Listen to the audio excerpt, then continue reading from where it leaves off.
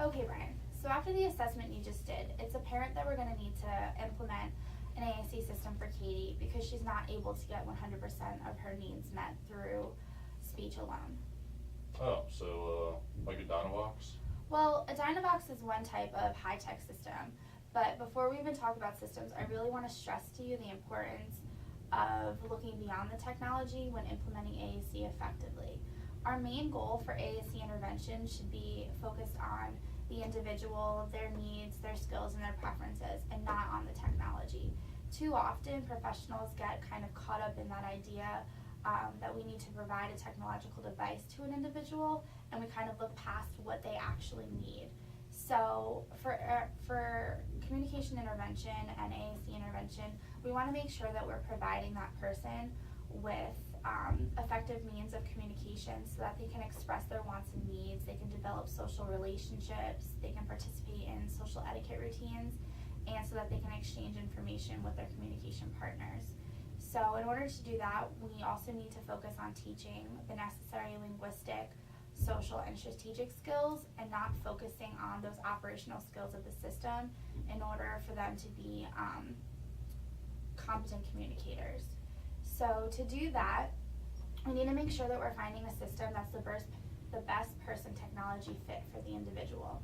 And typically professionals and speech therapists will kind of implement systems that they're familiar with, stuff that is very popular or they might have seen someone else do or something that's highly advertised, and that is just not an appropriate way to provide AAC intervention. What we need to do is we need to focus on that individual and their skills. We need to consider their environments, and we need to really figure out what type of system is going to be best for them. So we want to look at what kind of language representation they're going to need on that system, or what type of display they're going to need for their system. So once we figure all of that out, then we can determine the best person technology fit for them. If we don't have a good person technology fit, then the individual is more likely to abandon their system and possibly AAC use in general, and that would just have a negative effect on their communication development because they won't have access to appropriate means of communication. Another thing with AAC intervention is that AAC typically focuses on technology and wants and needs. But ASHA says that as professionals, we also need to take into account the individual's educational needs, their vocational needs, their language development, their environment, and facilitator training. And these are all important because we need to look at the individual, and Katie in this scenario, as a holistic person. And that just means that she's more than her wants and needs. So when we look at her educational needs, we want to see how we can provide her with ways to achieve academic success.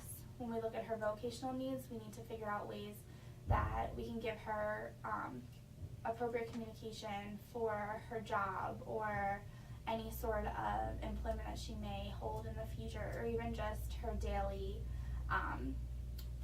her daily tasks. When we look at her language development, we want to make sure that we're programming appropriate vocabulary. So we want to focus on words that she knows already and then words that she doesn't know just yet so that we can continue her language development. When we look at her environment, it's really important with environment because environments are always changing. So we want to make sure that we're making Katie adaptable and easily able to generalize the skills that she's learning and that she can use her AAC system to be an effective communicator. Facilitator training is really important because if she doesn't feel comfortable using her system with her communication partners, then she's more likely not to use it. So by training her communication partners in the system, that'll give her the confidence to use her AAC system with a variety of communication partners. So we want to make sure that we're giving her communication partners the skills and the skills necessary so that they can continue her AAC intervention at home. Another thing that's really important about AAC intervention is that communication